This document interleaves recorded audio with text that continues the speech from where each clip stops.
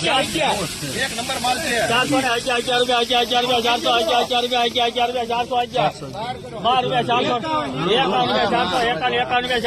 411 બોલ ભાઈ કોઈ 491 સભાઈ કોઈ 451 51 રૂપિયા બોલ ભાઈ કોઈ 451 બોલ ભાઈ કોઈ 451 સભાઈ કોઈ 451